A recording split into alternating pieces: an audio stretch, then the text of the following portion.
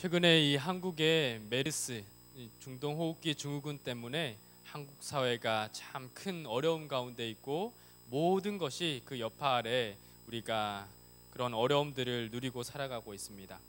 또한 이러한 메르스의 여파 때문에 다양한 또 한국에 우리 전에 있지 않았던 모습들이 또 생겨나고 있는 것 같습니다. 우리 결혼식장에서는요, 우리 어떤 사람들이 있나요? 마스크를 끼고 심지어는 이 함께 사진 찍는 그 자리에서도 다 마스크를 쓰고 사진을 찍는 풍경이 풍겨지기도 합니다.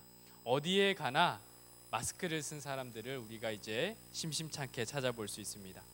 그런데 제가 참으로 놀라운 것은, 여러분 한번 주위를 둘러보실까요?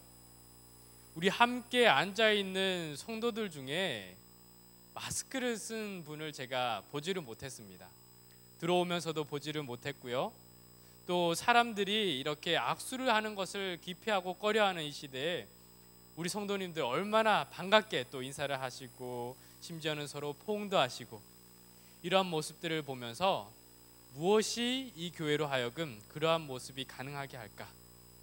역시 믿음이 이러한 모습을, 성도 간의 아름다운 모습과 교제를 유지하고 지켜나갈 수 있도록 가능하게 한다라는 사실을 깨닫게 되었습니다. 출애굽 당시에 하나님께서 많은 질병들을 애굽에 내리셨지만, 그렇지만 이스라엘 백성들이 머문 고센 땅에는 그 질병을 허락하지 아니하셨습니다.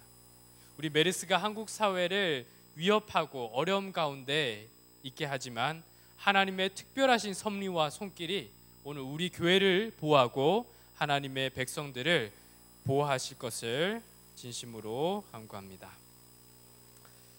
우리 다 함께 사사기 8장 28절에 있는 말씀을 우리 함께 찾아보시겠습니다.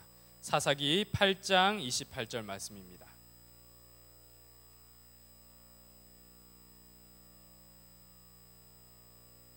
사사기 8장 28절 말씀을 찾으셨으면 제가 봉독하여 드리겠습니다.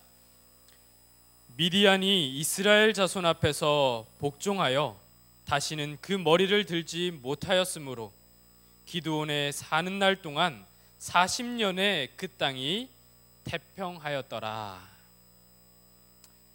여러분, 우리는 지금 계속해서 사사기 강의 설교를 이어가고 있습니다. 이 사사기를 연구할 때 꼭 기억해야 할 사사기 패턴에 대해서 말씀드린 바 있습니다. 모든 사사기의 내용은 이 12사사들이 등장할 때마다 거의 동일하게 이러한 패턴을 따라 진행한다는 것을 우리가 알 수 있습니다. 이 패턴은 사사 기드온의 시대를 통해서도 분명히 드러나고 있습니다.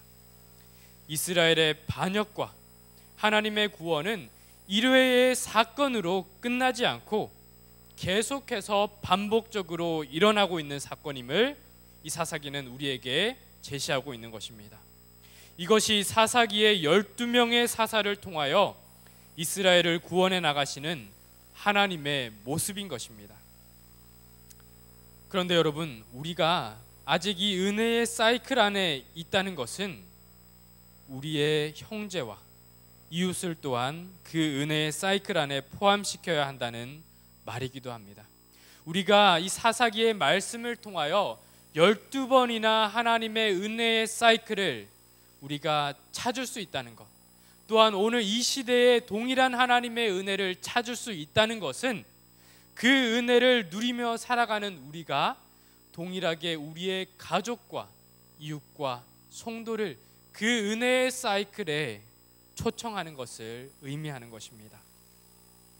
사사기를 연구한 우리들의 삶 속에는 반드시 두 개의 사이클이 맞물려 돌아가야 합니다. 자전거가 두 개의 사이클이 맞물려서 온전히 돌아갈 수 있는 것 같이 하나님의 은혜의 사이클이 굴러가야 하며, 그 은혜가 우리의 형제와 이웃을 대하는 우리의 삶의 표현으로서 또다시 굴러가야 하는 것입니다. 그것이 오늘 이 교회를 향한 하나님의 뜻인 것입니다.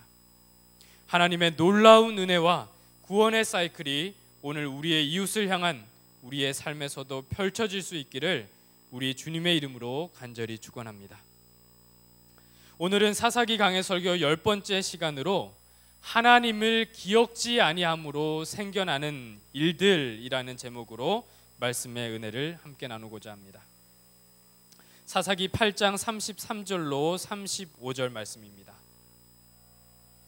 기드온이 이미 죽음에 이스라엘 자손이 돌이켜 바알들을 음란하게 위하고 또 바알브릿을 자신들의 신으로 삼고 사면 모든 대적의 손에서 자기들을 건져내신 여호와 자기들의 하나님을 기억지 아니하며 또 여룻바알이라 하는 기드온의 이스라엘에게 베푼 모든 은혜를 따라서 그의 집을 후대치도 아니하였더라. 이 사사 기드온이 사는 날 동안에 40년은 참으로 평안했습니다.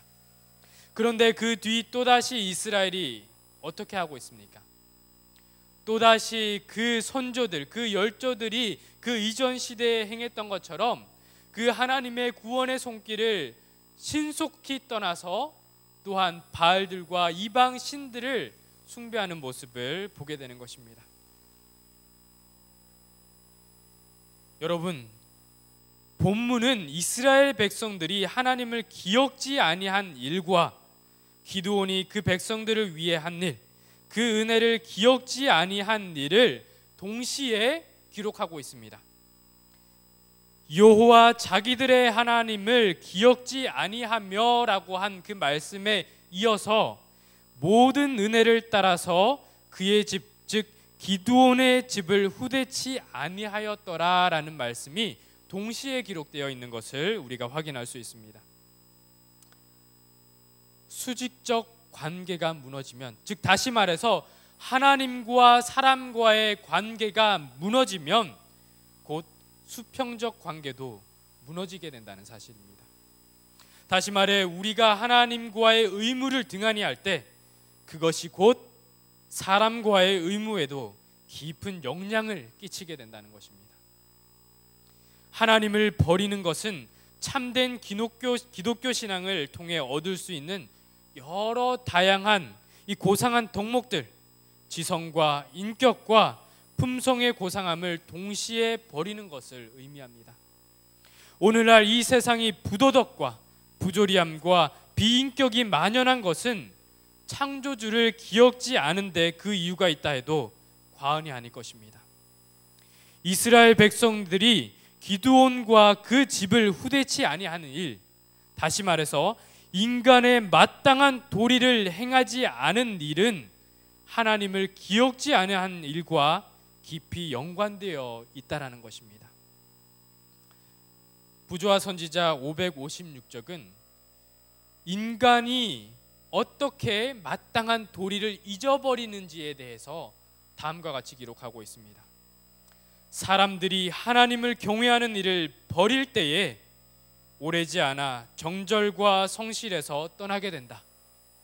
여호와의 은혜를 감사할 줄 알아야 기드온처럼 당신의 백성을 축복하는 도구로 사용된 자들에게도 감사할 것이다. 사랑하는 성도 여러분, 오늘 혹 사랑하는 가족과 우리의 이웃과 성도 간의 관계가 무너지고 있다면 반드시 나와 하나님과의 관계를 먼저 돌아보는 우리가 되어야 할 줄로 믿습니다. 성경은 다음과 같이 기록합니다. 누구든지 하나님을 사랑하노라 하고 그 형제를 미워하면 이는 거짓말하는 자니 보는 바 그 형제를 사랑치 아니하는 자가 보지 못하는 바 하나님을 사랑할 수가 없느니라.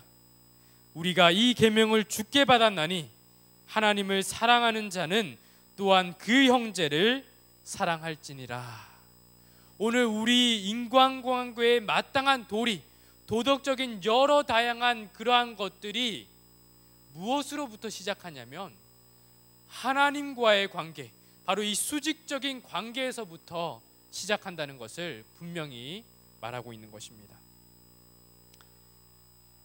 하나님을 사랑하는 일과 이웃을 사랑하는 일, 오늘 우리의 가족과 이웃과 성도 간의 관계가 온전히 서 나가는 것은 나와 하나님과의 관계가 온전히 서가는 것에서부터 시작됨을 기억하십시다.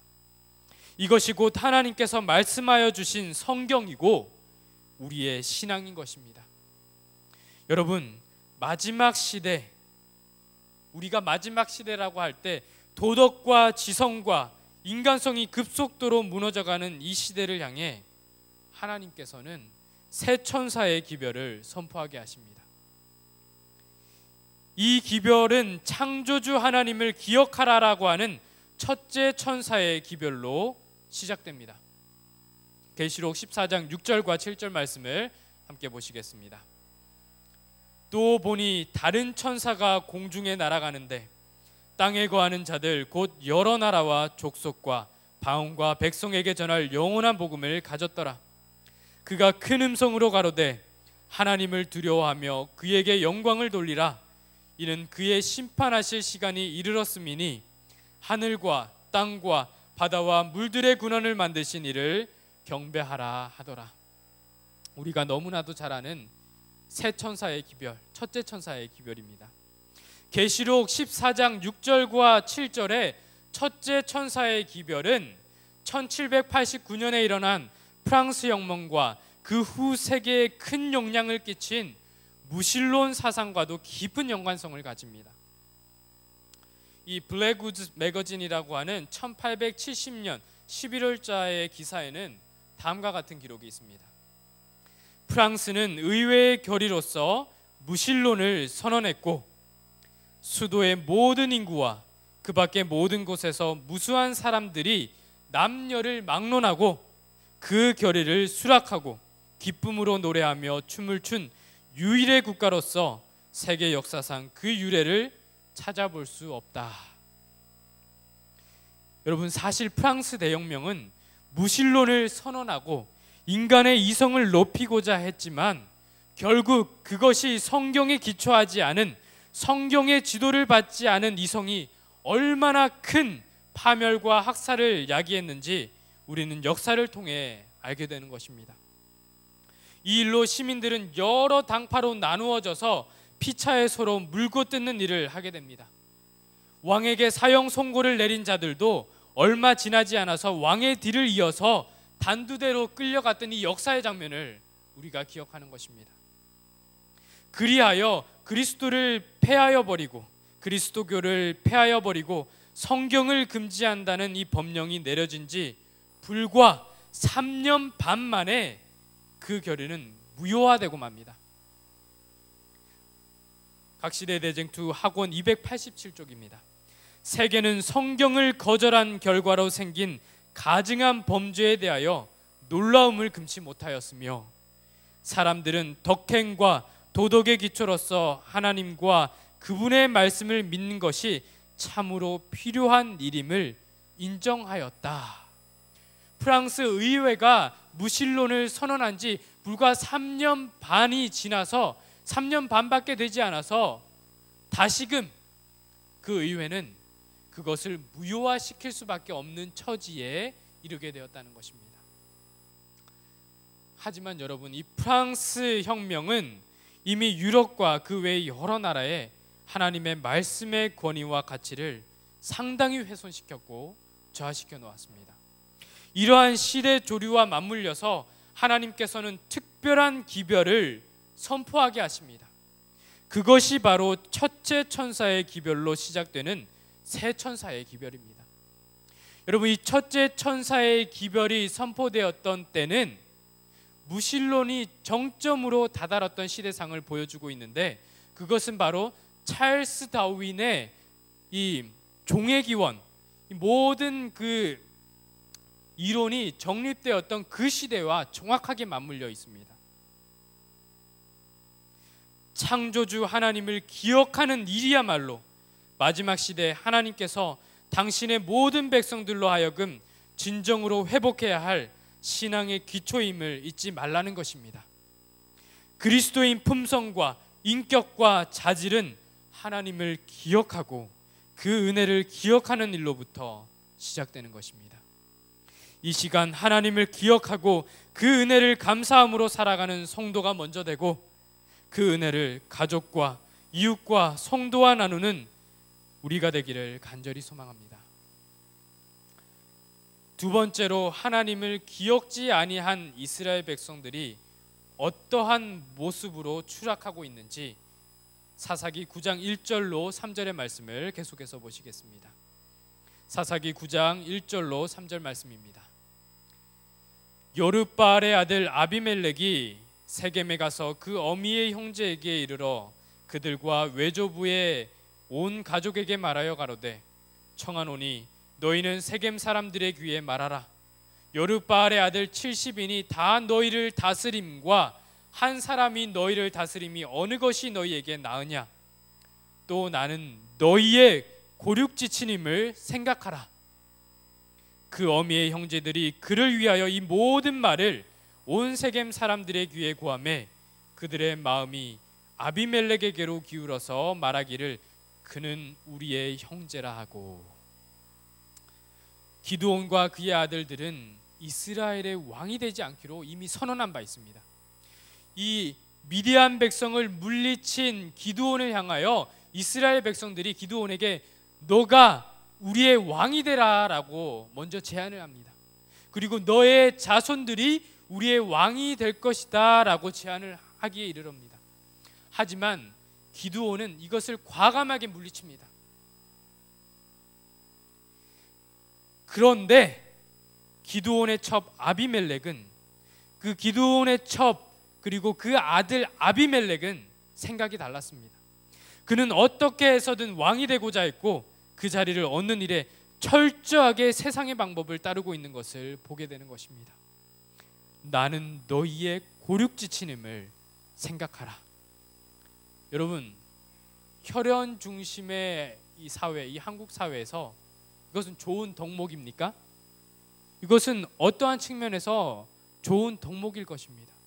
그런데 이 오늘 우리가 살펴보는 이 본문에 나는 너희의 고륙지친임을 생각하라, 이 말은 긍정적인 의미가 아니라 영적으로 상당한 부정적인 의미를 내포하고 있는 말인 것입니다. 자세히 보면 아비멜렉이 전형적인 학연과 지형과 혈연을 통해 권력을 잡으려는 모습이 전개되고 있는 것입니다. 기드온은 분명 혈연을 통한 권력 승계를 단호히 거부하였습니다. 미디안을 무찌른 기드온에게 여호와께서 너희를 다스리시라는 기드온의 고백은 학연과 지형과 혈연 중심의 한국 사회가 다시 세워져야 할 분명한 성경적 가치를 우리에게 제시하고 있는 것입니다. 오늘날 수많은 개신교회의 모습이 학연으로, 지연으로, 혈연으로 사분오열되어 분열되는 모습을 우리가 얼마나 자주 목도하고 있습니까? 저는 요즘 일신구역반과 함께 이 노인 요양병원에 계시는 한 구도자를 찾아 방문하고 말씀을 나누는 일을 하고 있습니다. 이분은 20대 후반까지만 하더라도 열심 있는 장로교회의 신자였습니다. 그런데 그분이 다니던 교회가 어느 날 구파와 신파 두 파로 나누어지게 되었고 성도들이 난투극을 벌이고 누구를 끌어올리고 끌어내리는 그런 모습을 보면서 큰 상처를 받고 교회를 떠나 노년이 된 오늘날까지에 이르게 되었다라고 고백했습니다. 하지만 그분의 마음속에는 여전히 교회를 그리워하고 하나님의 말씀을 사모하는 마음이 있는 분이라는 것을 알게 되었습니다. 교회가 때로는 학연으로, 지연으로, 혈연으로 팔을 나누는 모습은 사실 신약 시대에도 종종 있는 그러한 모습이었습니다. 이 고린도 시대에 사도 바울이 그 교회가 바울파와 아볼로파와 게바파와 심지어는 그리스도파로 나누어 있는 모습에 대해서 기록하고 있는 것을 우리가 잘 알고 있습니다. 사랑하는 여러분, 교회가 학연으로, 지연으로, 혈연으로 분열되고 찢어지는 것은 그리스도의 몸이 다시 한번 갈기갈기 찢어지는 것임을 기억해야 하지 않겠습니까? 왜냐하면 우리는 그분의 몸된 교회에 여러 지체들이기 때문입니다. 이와 같이 우리 많은 사람이 그리스도 안에서 한 몸이 되어 서로 지체가 되었느니라. 로마서 12장 5절입니다. 고린도전서 12장 27절은 또한 다음과 같이 기록합니다. 너희는 그리스도의 몸이요 지체의 각 부분이라. 여러분, 교회는 특별히 학연, 지연, 혈연으로는 성도들이 무리지어져서는 안 되는 곳입니다. 교회에 학연이 존재할 수 있다면 어떤 학연이 존재되어야 하겠습니까? 안식일 학교를 통해 학연이 이루어져야 하지 않겠습니까? 또한 교회의 지연이 이루어져야 한다면 내가 속해 있는 지역교회를 통해 지연이 이루어져야 하지 않겠습니까? 교회의 혈연이 이루어진다면 그 혈연은 그리스도의 보혈로 형제와 자매된 성도 관계로 이루어져야 하지 않겠습니까? 기억하시기 바랍니다. 하나님을 믿는 신앙은 연연하지 않는 신앙입니다. 한 그리스도의 몸 안에는 연을 나눌 일이 없기 때문인 것입니다. 하나님을 기억하고 그 하나님을 믿는다는 것은 우리가 또한 그리스도 안에 하나됨을 기억해야 하는 것입니다. 마침내 아비멜렉은 자신이 이스라엘의 왕이 되기 위해 혈연을 동원하여 지연을 동원하여 기드온의 아들 70명을 모두 끔찍하게 살해하는 모습을 우리가 이 사사기의 말씀을 통하여 발견하게 되는 것입니다. 한번 상상해 보십시오. 이스라엘 백성들을 미디안의 압제로부터 구원한 이 기드온의 아들들 70명이 모조리 한날 한 반석 바위 위에서 끔찍하게 도륙을 당하게 되는 것입니다. 그래서 성경 말씀은 이스라엘이 모든 은혜를 따라서 그의 집을 후대치 아니하였다라고 기록을 했던 것입니다. 그런데 그 상황에서 구사일생으로 말제의 아들 요담만이 그 죽음을 모면하게 되고 도망하여서 목숨을 보존하게 됩니다. 가까스로 목숨을 건진 요담이 너무도 분하고 원통하고 억울한 심정으로 한 산에 가서 이스라엘을 향해 외칩니다. 사사기 9장 7절의 말씀입니다. 요담이 그리심산 꼭대기로 가서 서서 소리를 높여 외쳐 그들에게 이르되 세겜 사람들아 나를 들으라. 그리하여야 하나님이 너희를 들으시리라. 나를 들으라. 그리하여야 하나님이 너희를 들으시리라. 사사기 9장은 참으로 추한 모습을 보이며 왕이 된 아비멜렉과 그를 도운 백성이 어떻게 몰락하는지에 대한 이야기를 이어가고 있습니다. 이것은 다시 말해서 이스라엘 백성들이 요담의 억울함에 귀를 기울이지 아니하고 의를 따라 행하지 않았음을 반증하는 것이기도 합니다. 여러분, 우리는 하나님께서 우리의 기도에 귀를 기울이시고 참으로 도와주시기를 원합니다. 그런데 우리가 생각해 보아야 할 중요한 영적 교훈이 바로 여기에 있습니다. 과연 우리는 억울하고 답답한 일을 당한 이웃과 성도의 말에 귀를 기울이고 관심을 가지는가라고 하는 것입니다. 오늘 우리가 자문해 보아야 할 진지한 질문인 것입니다. 우리 신앙에서 하나님께서 우리를 들으신다고 하는 기도의 영역은 상당히 중요합니다. 그런데 우리는 때때로 기도를 우리가 가진 요구를 충족시키는 하나님의 하나의 수단쯤으로 생각하고 있지는 않은지 진지하게 자문해 보아야 할 것입니다. 그리스도인에게 참된 기도의 의미, 차원 높은 기도란 무엇일까요? 영국의 유명한 시인이자 작가인 조지 맥도날드는 기도의 목적을 다음과 같이 명쾌하게 설명합니다. 하나님이 그렇게 좋은 분이면, 그리고 우리에게 필요한 것을 이미 다 알고 계시다면, 우리도 우리 자신이 알고 있는 것보다 더 잘 알고 계시다면 왜 우리가 굳이 하나님께 그것을 간구해야 한단 말인가? 이 문제에 대해 이렇게 대답하련다. 집 나간 자식은 배가 고프면 집으로 돌아올 테고 집에 돌아오자마자 배불리 먹을 수도 있고 안 그럴 수도 있겠지만 그 자식에게 정말 필요한 것은 저녁 식사가 아니라 엄마이다. 한 영혼에게 그 무엇보다 가장 절실하게 필요한 것은 바로 하나님과의 연합이다. 기도는 그 연합의 시작이며 우리의 필요는 그런 기도를 자극하는 동기가 된다. 그러므로 하나님과의 연합, 하나님과의 대화, 하나님과의 하나됨을 시작하라. 이야말로 기도의 유일한 목적이다. 기도는 하나님과의 연합, 그분과의 깊은 교제로 들어가는 시간인 것입니다. 그런데 그분께서 피로 사신 우리의 가족, 우리의 이웃, 우리의 성도들의 소리를 듣지 아니하고서 그들의 부르짖음에 귀 기울이지 아니하고서 하나님과 연합되는 일이 어떻게 일어날 수 있겠습니까? 우리의 성도의 그 호소에, 그 말에 귀를 기울이지 아니하고서 어떻게 하나님께서 나의 기도를 들으시고 응답하기를 우리가 구하겠습니까? 세겜 사람들아, 나를 들으라. 그리하여야 하나님이 너희를 들으시리라. 사랑하는 성도 여러분, 우리 가족의 소리에, 우리 이웃의 소리에, 성도의 소리에 귀 기울여 보지 않으시겠습니까? 그리하여야 하나님이 너희를 들으시리라. 이것이 오늘 우리의 신앙의 차원 높인 모습이 되기를 간절히 축원합니다.